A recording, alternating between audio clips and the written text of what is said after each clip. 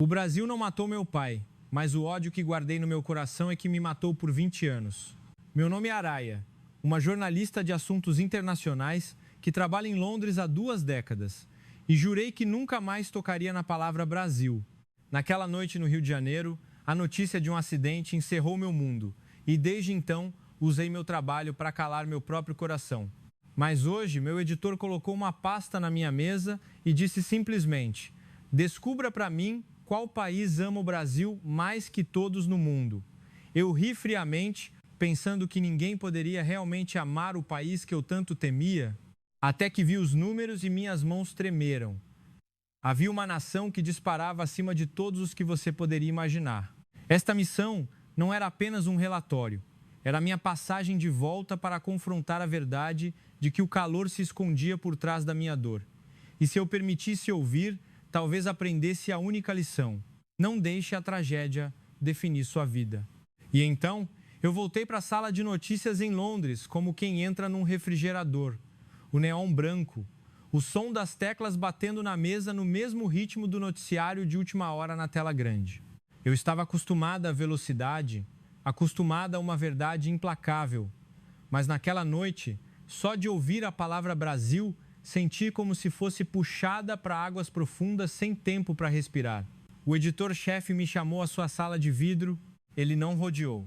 Colocou uma pasta grossa à minha frente, com o título em letras garrafais: Projeto Favorabilidade do Brasil. E disse, com o tom que só um jornalista entende: Araia, encontre a resposta para mim. Qual país do mundo ama o Brasil mais, especialmente entre as nações desenvolvidas? Queremos uma matéria que faça o mundo inteiro silenciar e depois respirar junto. Eu queria rir, queria parecer impassível, mas a ponta dos meus dedos estava gelada. Sem esperar pela minha ordem, tentei manter a compostura, porque fui ensinada, como uma boa brasileira, a nunca deixar a emoção atrapalhar o caso, não deixar que ninguém veja que somos fracos. A consideração, Kreng Jai, em outro contexto, mas aqui traduzido como a necessidade de manter a postura, é uma armadura, mas também uma prisão. Eu a senti como uma profissional. Sim, senhor. Enquanto no meu peito outra voz gritava: não, não volte a mexer com isso. O editor parecia ler minha mente. Ele não me consolou, nem pediu desculpas. Apenas apertou a caneta e falou devagar: isso não é sobre turismo, não é relações públicas, Araia. Estamos tentando entender o fenômeno. Por que o mundo se apaixona por um país que alguns veem como caótico? E por que alguns países que estão mais próximos dão notas que não são tão altas quanto se pensa? A frase "alguns veem" parecia uma faca suavemente apontada para mim. Eu dei um sorriso forçado, profissional, mas por dentro algo se quebrava em cacos de vidro. Abri a pasta. A primeira página era um gráfico de linhas escuras que disparavam como um sonho. Vi nomes de países em camadas, vi porcentagens altas demais para acreditar e em um canto do papel um número que me fez engolir em seco. Alguns países vizinhos, a complexidade que o mundo não vê, que nas redes sociais gostam de gritar uns com os outros. Não é ódio direto, mas é uma complexidade cheia de história, competição e preconceitos enraizados, como poeira em um tapete velho. Deslizei meus olhos para o topo da tabela e meu coração parou de repente, porque o número 1 não era o país que eu tinha adivinhado. Não era um país sobre o qual as pessoas falavam em conversas fáceis. O número era anormalmente alto, alto o suficiente para realmente fazer as pessoas mudarem seus planos de viagem, como o editor havia dito. Perguntei em voz baixa: quão confiável é isso? Ele respondeu imediatamente: confiável o suficiente para fazer você ter que ver com seus próprios olhos. E ele empurrou outra folha de papel para mim. Era a ordem de serviço, junto com uma lista de 11 pascalizes para entrevistar. Era um guia de perguntas e uma pequena nota: não deixe que esta matéria se torne um assunto pessoal.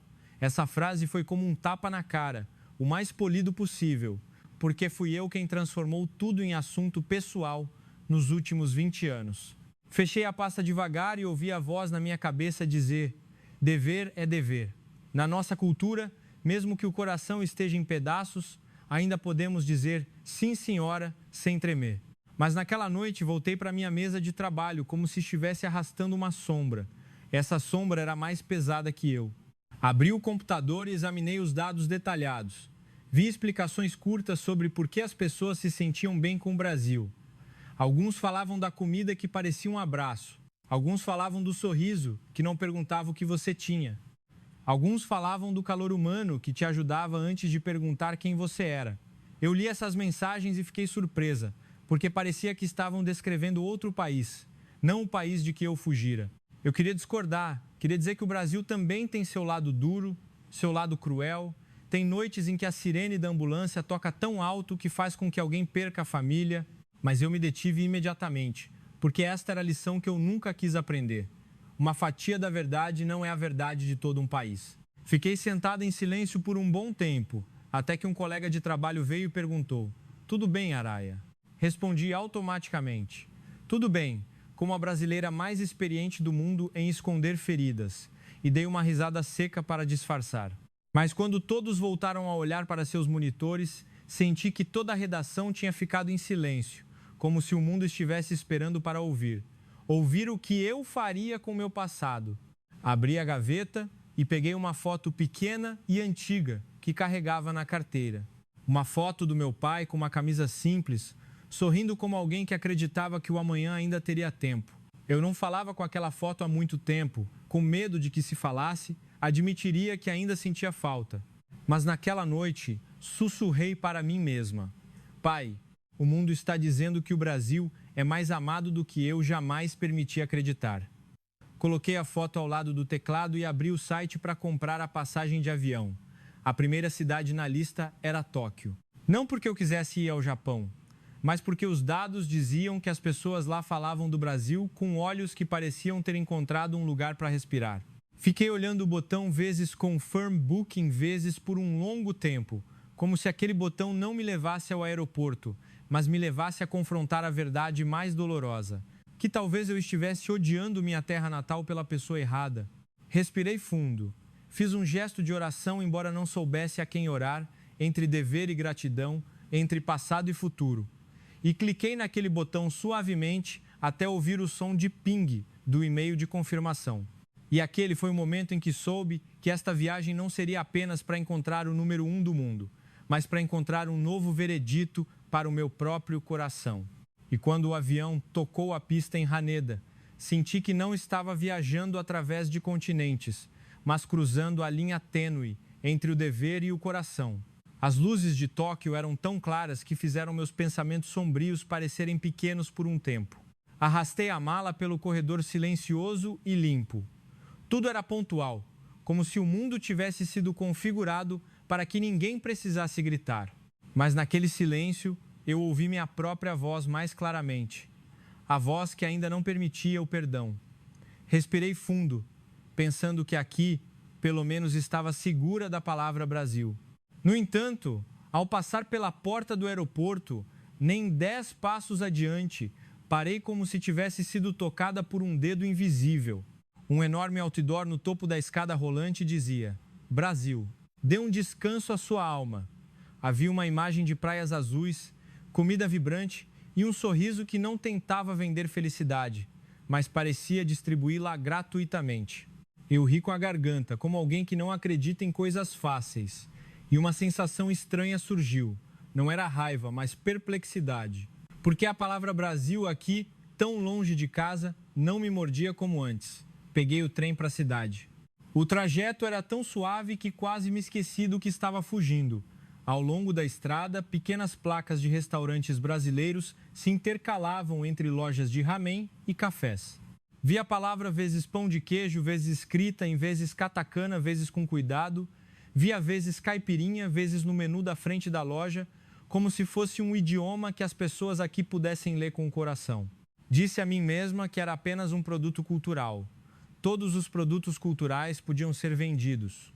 Mas ao caminhar por um bairro movimentado, vi um jovem japonês vestindo uma camiseta com a palavra vezes alegria, vezes estampada em letras grandes e rindo com seus amigos, como se a palavra fosse um amuleto contra o cansaço. Eu levantei a câmera e tirei uma foto automaticamente e percebi que não estava ali para fotografar pôsteres. Eu vim procurar o motivo pelo qual o mundo dava ao Brasil uma pontuação de amor mais alta do que eu estava disposta a aceitar. Comecei a fazer o que era melhor para mim, perguntar educadamente a estranhos. Encontrei uma funcionária de escritório esperando o sinal verde. Ela se chamava Aoi, 24 anos, segurando um copo de café gelado e uma pequena sacola de pano com a palavra vezes ginga, vezes impressa. Eu me apresentei como jornalista, fazendo um documentário sobre a imagem do Brasil aos olhos estrangeiros. Ela não ficou surpresa, não perguntou de que mídia eu era. Ela sorriu do jeito que os japoneses sorriem quando querem que a pessoa à sua frente se sinta confortável e respondeu: eu amo o Brasil porque o Brasil me faz sentir que eu não preciso ser perfeita o tempo todo. Essa resposta me fez silenciar. A Oi contou que foi ao Rio pela primeira vez na faculdade, sozinha. Estava muito assustada. Mas no primeiro dia em que se perdeu, uma vendedora de água de coco a chamou para a sombra, deu-lhe água e disse em um inglês quebrado: não se preocupe, menina. Ela riu suavemente, dizendo que essas poucas palavras a fizeram chorar, porque na vida em Tóquio, tudo tinha que estar certo, tinha que ser rápido, tinha que ser bom. Ela raramente ouvia palavras que permitissem que um ser humano cometesse erros. Perguntei se era apenas uma experiência pessoal. Ela balançou a cabeça. É a atmosfera. Os brasileiros conversam como se já se conhecessem. É como se o mundo não precisasse ser frio para ser seguro. Eu anotei a frase "o mundo não precisa ser frio" no meu caderno sem perceber. E senti um leve aperto no coração, porque era exatamente isso que eu fazia comigo mesma há anos. Tornava o mundo frio para não me machucar mais. Continuei caminhando até o Parque Yoyogi. Havia um pequeno evento, parecendo um festival internacional de comida. O cheiro de vezes churrasco, vezes e vezes farofa, vezes flutuava de uma barraca. Não era o cheiro de casa de que eu fugira, mas era o cheiro que fazia uma multidão inteira fazer fila pacientemente. Vi um japonês de meia idade curvando a cabeça para a cozinheira brasileira e dizendo: obrigado, senhora, com um sotaque estranho, mas com tanta intenção que a cozinheira sorriu. Eu comprei uma pequena porção de vezes feijoada, mesmo sem fome. Só queria provar que ainda controlava meus sentimentos. Mas quando a primeira colher tocou minha língua, o sabor salgado, rico e o cheiro do feijão não me levaram à noite em que perdi tudo. Levou-me a uma memória que eu raramente permitia chamar. Meu pai sorrindo ao comer comida brasileira na rua quando eu era criança. Eu engasguei. Meu cérebro tentava fechar a porta, mas meu corpo abria a janela. Fui sentar-me na grama, observando os japoneses rindo do tempero, observando as crianças fazendo caretas engraçadas e bebendo água rapidamente. As pessoas pareciam viver sem precisar competir. Comecei a entender a frase de Aoi, que o Brasil a fazia respirar. Porque em algumas culturas, ser autorizado a desacelerar e ainda receber um sorriso é uma forma de cura. Entrevistei mais 2 pessoas. O primeiro era um professor de capoeira em Tóquio. Ele disse que amava o Brasil porque ensinava as pessoas a respeitarem o corpo e o coração ao mesmo tempo. Não era violência, mas disciplina gentil. A segunda era uma enfermeira de 30 anos. Ela disse que se impressionou com a bondade brasileira que não pedia recompensa e com a capacidade das pessoas de encontrar a paz em um dia caótico. Eu ouvi e senti como se uma mão estivesse desfazendo um nó que estava apertando meu pescoço por muito tempo. Eu ainda não estava pronta para dizer que amava o Brasil, mas estava começando a ver que muitas pessoas o amavam, sem me conhecer, sem conhecer minha dor. Isso significava que minha dor não era o centro de toda a verdade. À noite, voltei para o hotel, abri o laptop e olhei para a tabela de pontuações novamente. Desta vez, não olhei para os números como inimigos. Olhei para eles como uma porta pela qual eu precisava passar para entender algo. E meus olhos pararam em uma linha. Os países vizinhos, que estavam mais próximos do Brasil, davam pontuações mais baixas do que se pensava. Eu soube imediatamente que meu próximo ponto não era onde as pessoas amavam o Brasil facilmente, mas onde os sentimentos eram mais complexos.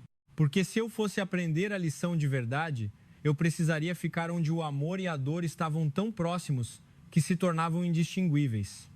E naquela noite, digitei a palavra Seul na caixa de pesquisa, com as pontas dos dedos ainda com o cheiro da vezes farofa, como um sinal de que meu coração estava realmente começando a se abrir. Cheguei a Incheon em uma manhã fria, o ar gelando a ponta do meu nariz.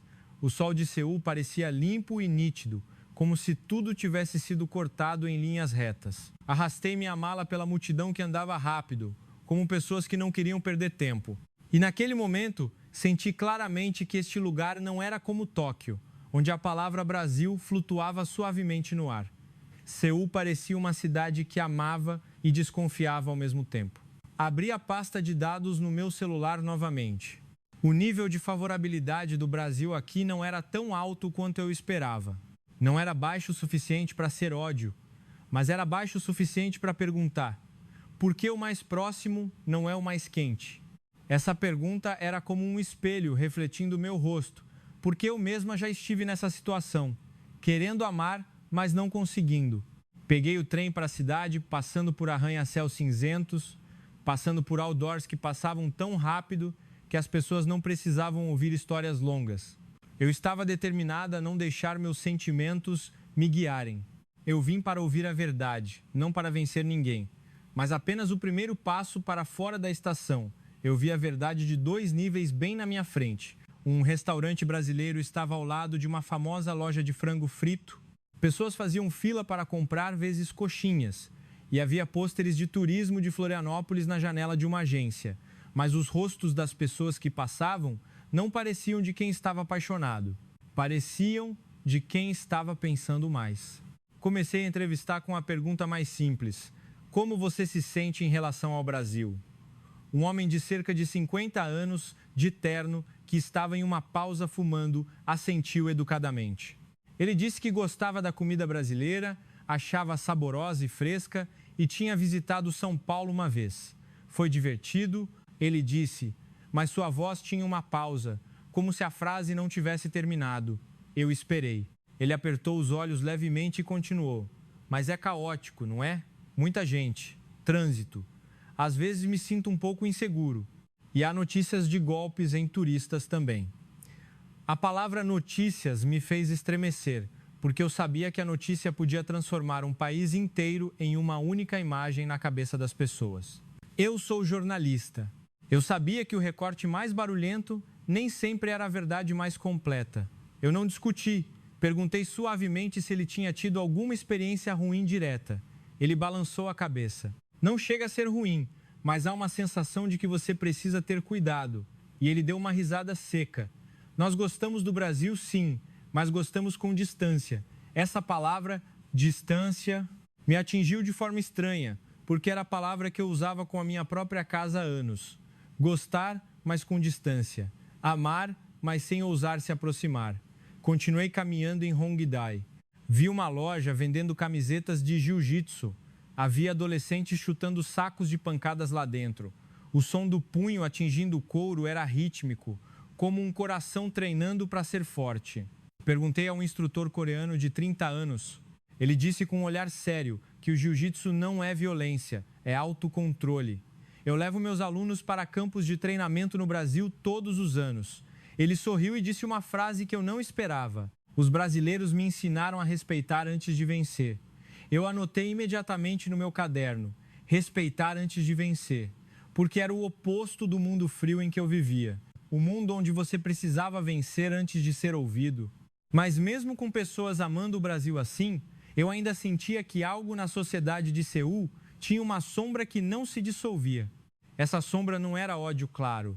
Eram memórias antigas, comparações, competição e o medo de ser enganado.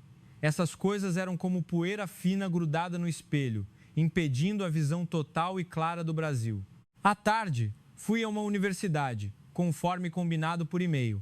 Uma estudante de 21 anos chamada Mindy estava me esperando no café. Ela segurava um caderno cheio de adesivos em português. Quando me sentei, ela disse: "Olá", com um sotaque que ainda não estava perfeito, mas com olhos muito brilhantes. Perguntei por que ela estava estudando português. Ela sorriu, como alguém que sabe que sua resposta não é estranha para esta época. No começo, assisti a séries brasileiras e depois viajei sozinha para o Nordeste. Aquela viagem me ensinou que a gentileza pode ser uma habilidade. Eu levantei a cabeça devagar. Habilidade? Ela assentiu. Alguns brasileiros não são ricos, não têm tempo, mas ainda assim escolhem ser gentis. Eles ainda dizem, vezes, tudo bem, vezes, para estranhos. E o estranho não se sente sozinho. A palavra sozinho me deu um arrepio. Minji olhou para mim como se soubesse o que estava no meu peito. Ela continuou. Eu sei que algumas pessoas no meu país têm preconceito contra o Brasil. Eles gostam de ver o Brasil através de notícias curtas, mas eu quero ver através de pessoas reais, porque o futuro não nasce do preconceito, nasce da compreensão. Essa frase me fez silenciar por um longo tempo. A maturidade de uma jovem de 21 anos me fez sentir vergonha, como me senti em Seul anos atrás, quando ainda estava fugindo da palavra Brasil. A verdade é que eu também era alguém que queria amar, mas não conseguia. Eu também era alguém que mantinha distância não porque o Brasil fosse ruim, mas porque eu tinha medo de me machucar de novo. E naquele momento me vi nos olhos daquele coreano de meia idade, a pessoa que gostava do Brasil, mas precisava ter cuidado. Eu não era diferente dele. Eu apenas tinha uma razão que parecia mais nobre, porque estava ligada à perda. Mas Mindy me fez entender que, por mais dolorosa que seja a razão, ela ainda não é uma licença para julgar um país inteiro pelo medo. Naquela noite, caminhei sozinha ao longo do rio Han. O vento frio soprava até meus olhos arderem, mas meu peito estava um pouco mais quente, por causa da palavra futuro. Pensei na cultura que nos ensina a ter consideração, mas às vezes, ter consideração demais pelo passado nos impede de olhar para uma nova verdade. Voltei para o hotel, abri o Mapa Mundi novamente. Desta vez não perguntei quem amava o Brasil mais. Perguntei que significado o Brasil dava ao mundo. E para que essa resposta fosse sólida, eu precisava ir mais longe. Eu precisava ver a Europa, que não amava o Brasil por proximidade, mas amava porque escolhia amar. Digitei Madrid na caixa de pesquisa de voos. O som de confirmação do e-mail deu ping como sempre, mas a sensação era diferente. Desta vez eu não estava fugindo do Brasil. Eu estava caminhando em direção a ele, através dos olhos do mundo, para voltar e olhar para minha própria casa com um coração que não fosse mais controlado pelo passado. Desci do avião em Barajas em uma tarde. O sol de Madrid era dourado, como se a cidade inteira tivesse sido banhada em mel. As pessoas falavam rápido e riam alto sem pedir desculpas a ninguém. Eu costumava pensar que a Europa amaria o Brasil apenas por causa de praias baratas ou fotos de cartão postal. Mas assim que passei pela área de alfândega, tive que parar como se tivessem chamado meu nome. Não o meu nome, mas o nome da minha casa. Uma placa de turismo na frente de uma loja dizia Rio de Janeiro, Salvador, Amazônia, em letras grandes. E ao lado, havia um pôster anunciando vezes massagem brasileira, vezes que usava a palavra paz como frase principal. Fiquei olhando por vários segundos, porque era estranho que a palavra Brasil aqui, tão longe, fosse colocada ao lado da palavra paz. Na minha cabeça, Brasil significava barulho e perda, mas aqui estava sendo vendido como respirar. Peguei um táxi para a cidade. O motorista se chamava José, 50 e poucos anos, ombros largos, bigode escuro. Parecia um típico espanhol de filme. Ele ligou o rádio alto e falou sobre futebol como se nos conhecêssemos há muito tempo. Perguntei, por obrigação, se ele já tinha ido ao Brasil. Ele riu e respondeu imediatamente. Claro, e vou de novo. Seu tom não era de um turista exibido, mas de alguém que guarda coisas boas na mala. Ele disse que quando sua esposa estava muito estressada com o trabalho, ele a levou para lá pela primeira vez. Eu não vi apenas a praia, sabe? Eu vi gente que conhece a palavra suficiente. Ele tentou pronunciar uma palavra em português com dificuldade. Jeito e riu de si mesmo antes de continuar. No Brasil, senti que as pessoas não se apressam em julgar. O vendedor pode não falar inglês, mas consegue te ajudar com as mãos e os olhos de forma incrivelmente talentosa. Na Espanha, somos calorosos, amamos a família, nos abraçamos facilmente, mas às vezes também nos irritamos facilmente. Ele me olhou pelo retrovisor. No Brasil, eu vi uma gentileza que não é fraqueza, é outro tipo de força. A frase outro tipo de força caiu silenciosamente no meu coração, como uma pequena semente que queria brotar. Caminhei pela Gran Via. Vi lojas de sushi, cafés, mas o que me fez parar foi uma pequena livraria que colocava a seção vezes culinária brasileira, vezes ao lado de vezes meditação, vezes e vezes artes marciais. Era como se a Europa estivesse resumindo o Brasil em 3 palavras: sabor, paz e disciplina. Pensei na lição em Seul: o amor e a cautela podem coexistir.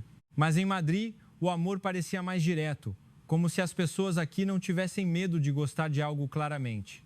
Segui o cheiro de coentro até um pequeno restaurante brasileiro chamado Vezes Sabor de Casa. A proprietária era uma brasileira de cerca de 50 anos. Ela se apresentou como Tia Bia e riu, como uma brasileira que abraça o mundo inteiro em um fôlego.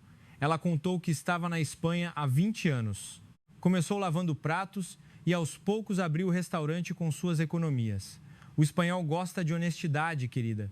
Ela disse: se você fizer as coisas com o coração, eles serão clientes fiéis, não apenas de passagem.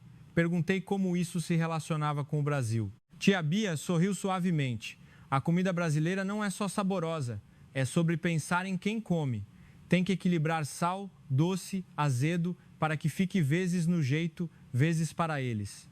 Isso é a nossa cultura. Não dificultamos a vida de ninguém demais. Eu ouvi a frase "não dificultamos a vida de ninguém" e meu coração estremeceu porque era a raiz da vezes consideração vezes Krengjai com a qual eu cresci. Às vezes eu odiava essa consideração porque me fazia aguentar tudo em silêncio. Mas hoje eu vi o outro lado. A consideração que é beleza é colocar o outro na equação da vida. Naquela noite, combinei de entrevistar um jornalista cultural espanhol chamado Carlos em um café na praça. Ele falou sobre o Brasil com uma frase que me fez esquecer de anotar por um momento. O Brasil é o país que conhece a arte de viver.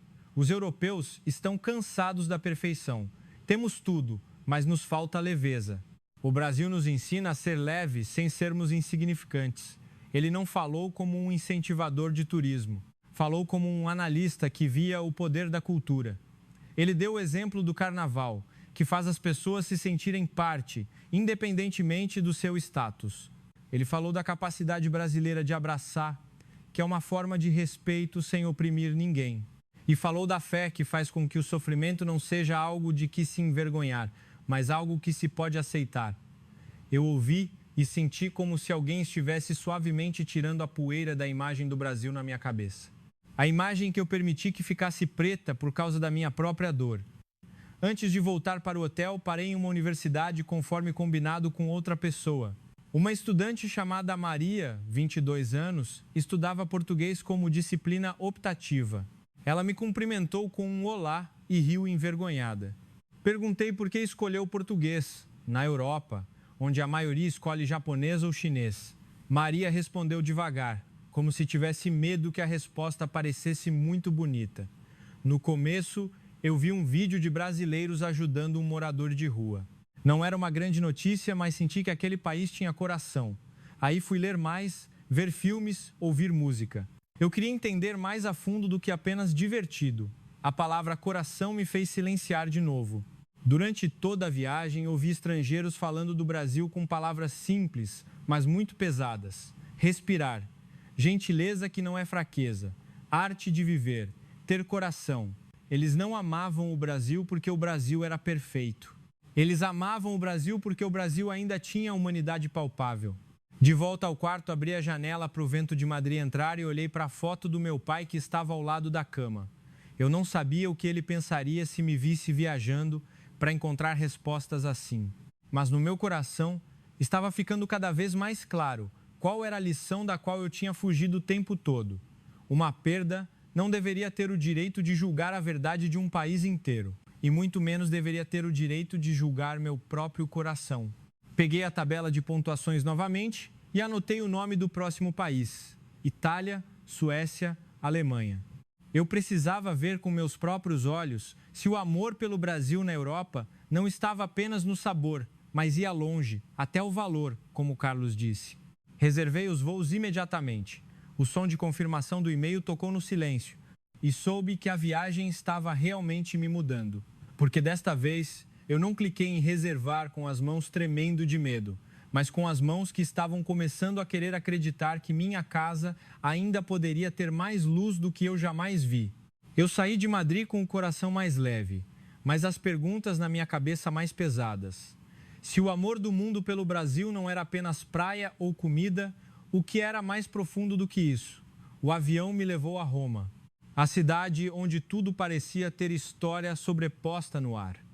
O cheiro de café forte e o som de sapatos batendo na pedra me fizeram lembrar do Rio de Janeiro de uma forma diferente. Uma cidade que está sempre viva. Mas Roma me ensinou que o caos e a beleza podem coexistir na mesma frase. Marquei um encontro com um homem em um pequeno café perto da praça. Ele se chamava Francesco, 50 e poucos anos. Um médico de emergência que tinha passado pelo pior da pandemia com seus próprios olhos e mãos. Ele não começou com elogios de turista. Ele começou com a verdade. Quando a pandemia estava mais forte, muitos europeus se despedaçaram. Raiva do governo, raiva uns dos outros, culpando-se mutuamente. Mas eu me lembro de imagens do Brasil. Eu levantei a cabeça devagar. Ele falou sobre o que chamava de disciplina com misericórdia. Os brasileiros aceitaram se adaptar porque não queriam causar problemas aos outros. Ele não disse que o Brasil não tinha problemas. Ele disse que, em um dia em que o mundo inteiro estava caótico, o Brasil ainda tinha pequenos hábitos que ajudavam a reduzir os danos. Pensar no vizinho antes de pensar na própria vitória. Como vocês chamam isso mesmo? Solidariedade? Ele pronunciou a palavra em português com sotaque, mas com intenção, e continuou. Aos olhos de um médico, a solidariedade é uma vacina social.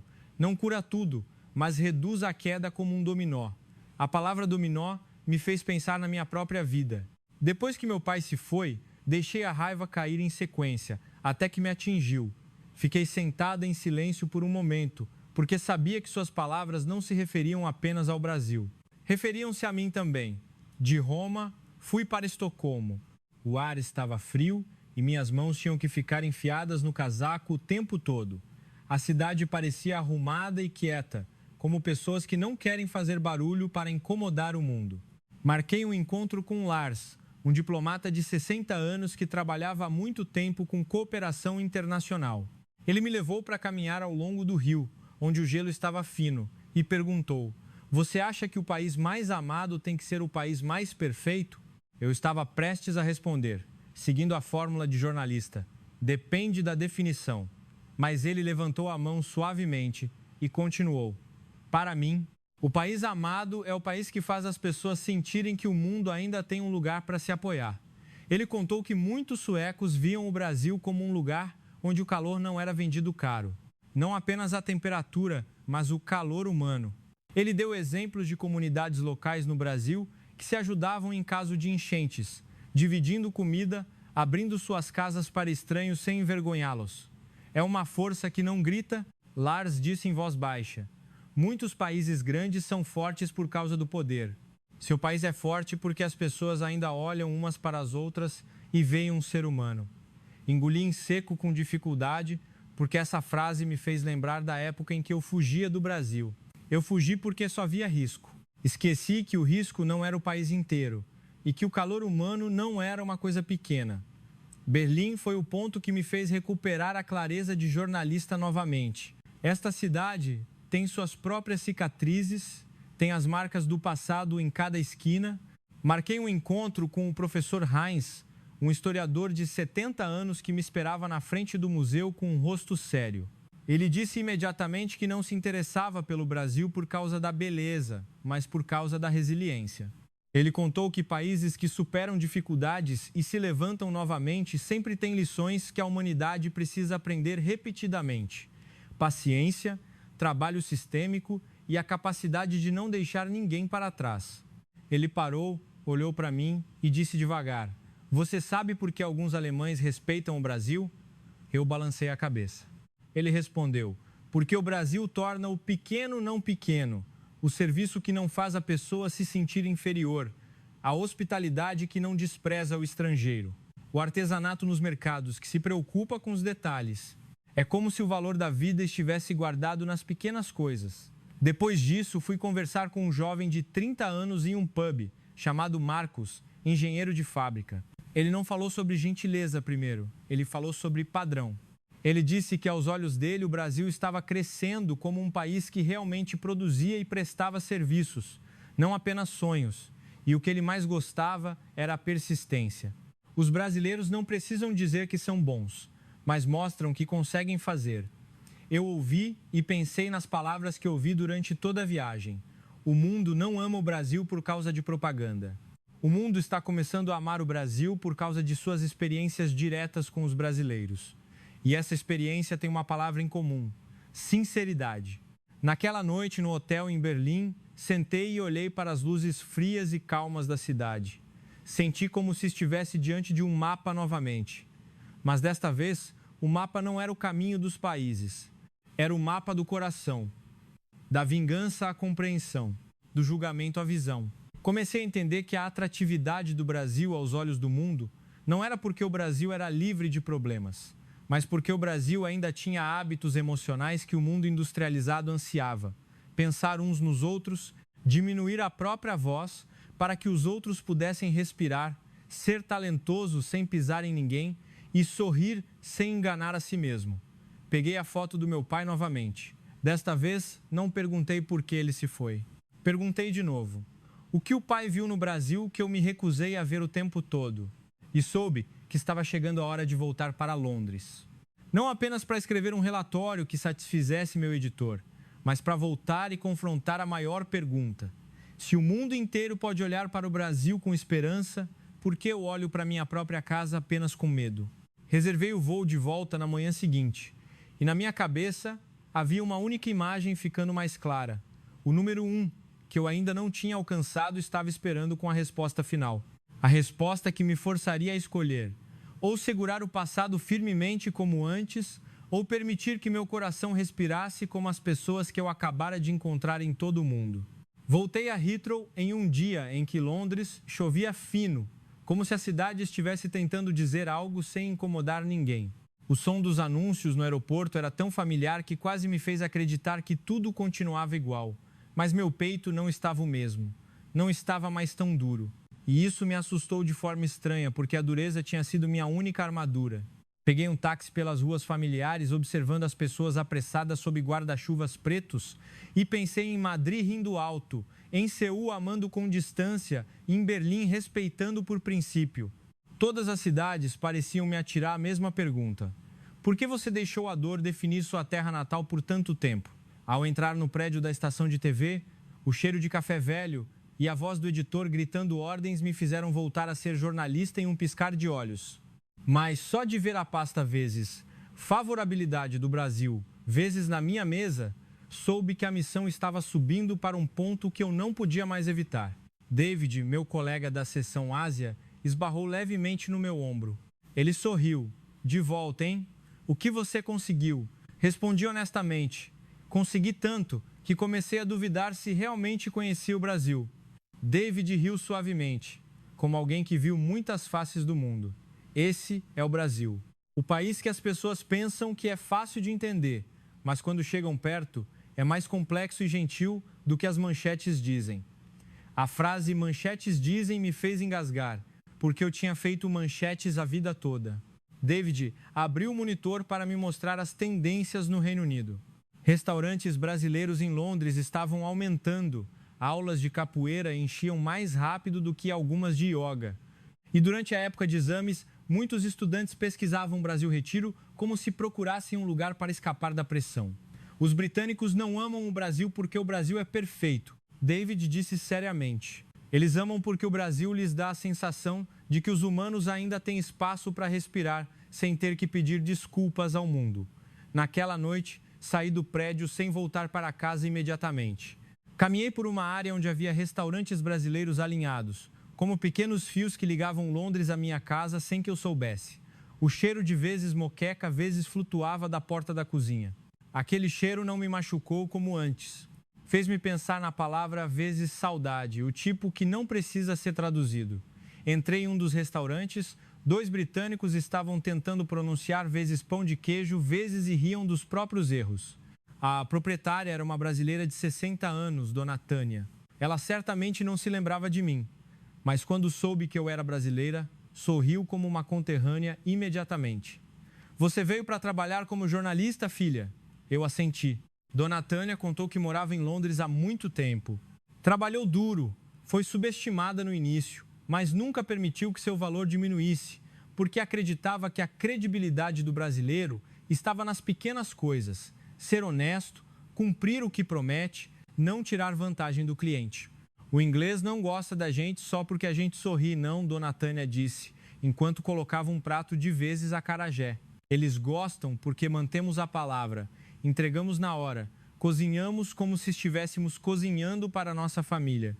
A gente não engana. Eu ouvi e senti como se algo apertado na minha garganta estivesse derretendo aos poucos. O Brasil, aos olhos de Dona Tânia, não era uma imagem de pôster, não era praia, não era notícia escandalosa. Era uma reputação construída com honestidade diária. Essa palavra me atingiu mais forte do que qualquer elogio, porque eu passei 20 anos construindo uma reputação ao me recusar a tocar no Brasil. Naquela noite, voltei para o meu apartamento, acendi a pequena luz ao lado do porta-retrato do meu pai.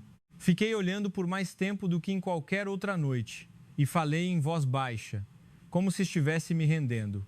Pai, estou começando a suspeitar que eu estava com raiva da pessoa errada. O silêncio me respondeu, mas desta vez o silêncio não era frio. Abri a plataforma de streaming e procurei uma série brasileira, como David havia recomendado. Pretendi assistir por apenas 15 minutos, como alguém que queria provar que ainda estava no controle. Mas quando a história começou, fui puxada para uma humanidade que eu tinha esquecido há muito tempo. Pessoas que falavam pouco, mas amavam muito. Pessoas que brigavam, mas no final não se abandonavam. Risos misturados com choro. Não era perfeito, mas era real. E essa realidade me machucou de uma forma limpa. Machucou para deixar ir, não para guardar. Murmurei, é por isso que o mundo ama o Brasil. E as lágrimas escorreram sem permissão. Mas eu tinha que continuar, porque a missão ainda não havia terminado. Eu precisava saber como as superpotências viam o Brasil. Voei para Nova York na semana seguinte. O cheiro da cidade grande me atingiu imediatamente. Sirenes, gritos de pessoas, o som do mundo em competição incessante. Entrei em Midtown e parei no meio da Times Square, porque vi um anúncio de comida brasileira em uma tela gigante. Não era rústico, mas uma marca que tornava o Brasil uma palavra universal. Na rua, havia uma loja de massagem brasileira com uma placa que dizia alívio. Eu ri amargamente, porque alívio era o que eu estava procurando sem saber. Marquei um encontro com um diplomata americano chamado Mike. Ele falou sobre o Brasil como um aliado confiável na região e falou sobre a comunidade brasileira na América que trabalhava duro até ser aceita. Um relacionamento duradouro não se baseia em promessas no palco, ele disse, mas em pessoas comuns que ainda mantêm a cortesia, ainda se ajudam, mesmo que ninguém esteja tirando foto. Antes de voltar para o hotel, encontrei um senhor de 80 e poucos anos sentado em um banco em um pequeno parque. Ele me ouviu falar português com um funcionário do restaurante e se virou para perguntar educadamente: "Você é do Brasil?" Eu assenti. Ele sorriu lentamente. Disse que serviu na Ásia quando era jovem. Ficou gravemente doente e foi cuidado por uma família brasileira no interior, mesmo sendo um estranho. "Eu não esqueço aquela sopa simples", ele disse com a voz embargada. Não era saborosa por causa dos temperos, mas era saborosa porque eles me deram como se eu fosse um dos seus. Eu fiquei parada, as lágrimas subiram novamente, porque acabei de entender que o laço que o mundo tinha com o Brasil não nasceu da publicidade, nasceu do fato de que muitos brasileiros fizeram pequenas coisas por alguém em um dia em que essa pessoa estava fraca. E essas pequenas coisas se tornaram grandes na vida dela. Naquela noite, voltei para o quarto, abri o laptop e olhei para a lista de países restantes. Faltava apenas um destino, e o número estava tão proeminente que parecia chamar meu nome. O número 1, Turquia. A razão não era comida, não era novela, mas era amizade histórica. Eu li uma breve nota sobre um incidente de ajuda mútua no passado e meu coração bateu forte, porque eu sabia que este seria o capítulo final da minha jornada. O capítulo que não perguntava o quanto o mundo amava o Brasil, mas como o laço pode nascer em um mundo onde as pessoas esquecem facilmente. Cliquei em reservar para Istambul imediatamente. Minha respiração ficou curta, como se estivesse prestes a subir em um palco que eu não podia mais evitar. E no meu coração havia uma frase clara: se o amor do mundo pelo Brasil tem uma raiz verdadeira, eu preciso tocar essa raiz com minhas próprias mãos. E voltar, não para relatar o resultado, mas para começar a perdoar, algo de que eu fugi o tempo todo. Eu saí do aeroporto de Istambul em uma noite em que o céu parecia tingido com a cor laranja escura do pôr do sol. O vento do Estreito de Bósforo soprava frio e eu tive que apertar meu cachecol. Embora o exterior estivesse agitado como um festival, meu peito estava quieto e eu podia ouvir meu próprio coração claramente. Este era o último país da missão e o país com o número mais alto, o número 1. Eu deveria estar feliz como uma jornalista que encontrou a resposta, mas a verdade é que eu estava com medo, porque a resposta final raramente é um número, é algo que força as pessoas a mudar. Peguei um carro para a cidade, passando por grandes cúpulas de mesquitas que brilhavam à noite, passando por casas de chá e o som das pessoas se chamando em um idioma que eu não entendia, mas que sentia a amizade direta. Esta cidade não tentava me deixar confortável. Ela apenas estendia a mão como dizendo: venha, caminhe conosco. Abri o relatório novamente no carro. O número era muito claro para ser negado. Os turcos tinham a maior favorabilidade pelo Brasil no grupo de países que eu pesquisei. A razão principal não era tendência ou mídia, mas memória compartilhada. Eu tinha lido que houve um incidente de navio naufragado que ligou as duas nações e ajuda mútua em tempos de desastre. Mas ler no papel era muito frio. Eu precisava ver isso como vida. Marquei um encontro com alguém que me foi apresentado como guardião da memória da cidade, o Sr. Mehmet, 90 anos. Encontrei-o em um pequeno parque perto do mar. Ele estava sentado em um banco de madeira, as mãos tremiam levemente, mas seus olhos eram nítidos, como se ainda guardasse todas as imagens de décadas. Quando me apresentei como jornalista de Londres, fazendo um relatório sobre o Brasil, ele se virou imediatamente para mim, como se o nome Brasil fosse o nome de alguém de quem ele sentia falta há muito tempo. Brasil, ele disse devagar e tocou o próprio peito. Amigos. A palavra amigos saiu da sua boca em um inglês simples, mas pesado, como uma pedra colocada no meu coração.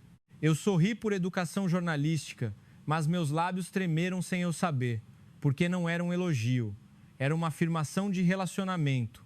Ele começou a contar com uma voz rouca e baixa que na sua vida alguns países passavam como notícias e desapareciam como o vento, mas o Brasil nunca passou.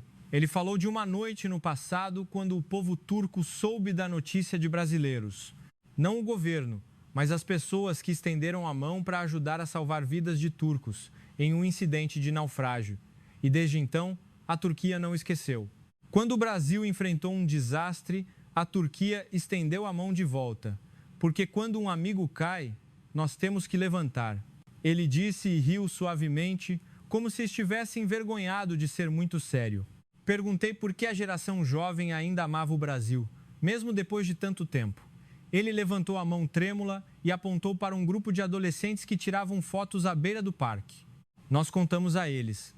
Não deixamos a gratidão morrer com os mais velhos. E ele se virou para mim. Não há muitas coisas em que acreditar neste mundo, filha. Mas essa palavra, não esquecer, é o que faz o ser humano ainda ser humano. Essa frase me fez silenciar, como se tivesse sido levemente atingida no ponto mais doloroso.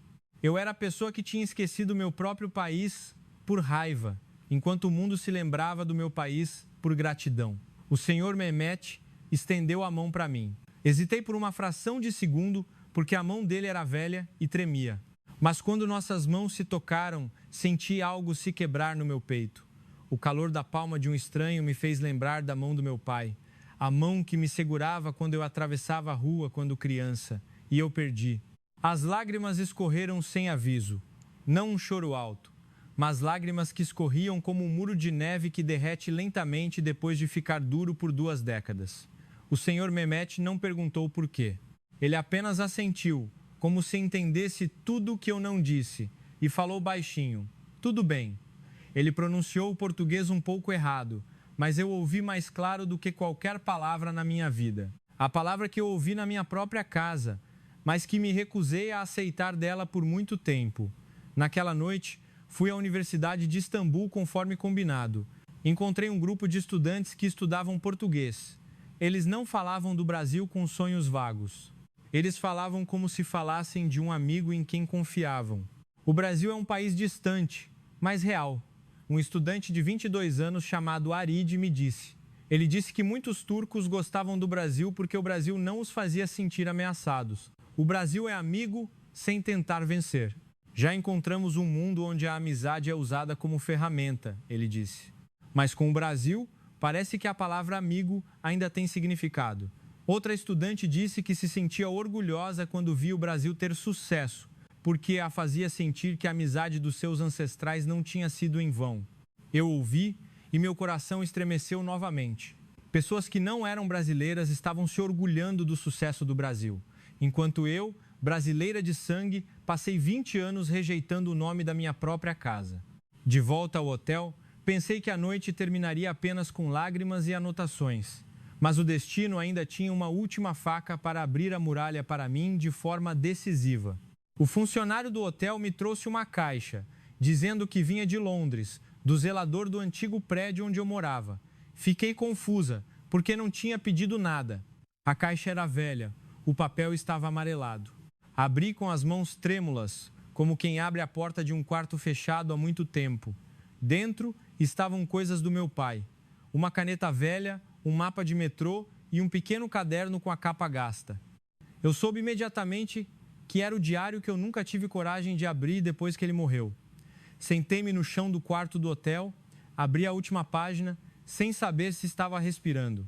A caligrafia do meu pai era nítida, como se ele tivesse escrito ontem. O Brasil é mais quente do que se pensa. Só isso. Uma única frase, mas foi como um martelo que quebrou 20 anos de mal-entendido em pó. Meu pai não morreu por causa do país. Ele morreu em um acidente. E no tempo em que ele estava vivo, ele já tinha visto o calor do Brasil. Cobri a boca para não deixar o choro sair, mas quanto mais eu cobria, mais as lágrimas escorriam. Eu chorei como uma criança que acabou de descobrir que estava com raiva da pessoa errada o tempo todo. E essa raiva me fez perder o tempo que eu deveria ter usado para amar meu pai de forma dolorosa. Fiquei sentada por muito tempo, até que o som da cidade lá fora se acalmou. E então, falei para a escuridão do quarto, com a maior clareza da minha vida: eu amo o Brasil. Não era uma declaração para um programa de TV, não era uma frase bonita para a conclusão. Era a aceitação de que minha casa ainda era minha casa, não importa o quanto eu tivesse fugido dela. Peguei o diário do meu pai, apertei contra o peito, como se o estivesse abraçando através do papel. E naquele momento soube que a missão não havia realmente terminado, porque eu ainda tinha que voltar para Londres para fazer a coisa mais difícil: contar essa história no ar com toda a verdade. E permitir que o mundo inteiro visse que perdoar não é esquecer a dor, mas é não permitir que a dor seja dona da sua vida novamente. Abri o computador, comecei a rascunhar o roteiro com as mãos que ainda tremiam, mas o coração não estava mais duro, e eu sabia que amanhã voltaria para casa como uma nova pessoa. A mesma mulher que costumava dizer que odiava o Brasil estava prestes a dizer ao mundo que ela amava o Brasil, porque ela tinha entendido a palavra calor humano como meu pai tinha escrito. Voltei a Londres com o diário do meu pai na mala, como se carregasse um pequeno fogo que se recusava a apagar perto do meu coração. Naquela manhã, a sala de notícias ainda estava barulhenta como sempre. Telefone tocando, teclado batendo, pessoas apressadas. Mas eu não estava mais apressada. Entrei, coloquei a pasta dos resultados da pesquisa na mesa do editor e coloquei o diário do meu pai ao lado, como quem diz: hoje não vim entregar números, vim entregar a verdade. A luz vermelha da câmera acendeu. Olhei para a lente e senti como se estivesse olhando para um espelho que não mentia mais. Contei a jornada de 11 pascalizes. Contei sobre o México, que via o Brasil como consolo. Contei sobre Istambul, onde a palavra amigo era transmitida de geração em geração. E anunciei o resultado do número 1 com clareza. Mas a frase mais difícil eu guardei para o final. 20 anos atrás, culpei o Brasil porque perdi meu pai. Até que li a última linha do seu diário. O Brasil é mais quente do que se pensa. E eu acabei de entender que o calor não apaga a dor, mas ajuda as pessoas a terem força para continuar. Coloquei as mãos na mesa, mantive a respiração firme. Hoje, posso dizer abertamente, eu amo o Brasil. A sala ficou em silêncio por uma fração de segundo, como se o mundo tivesse parado para ouvir. E eu sorri para o meu pai no meu coração. Se você está assistindo, eu voltei para casa.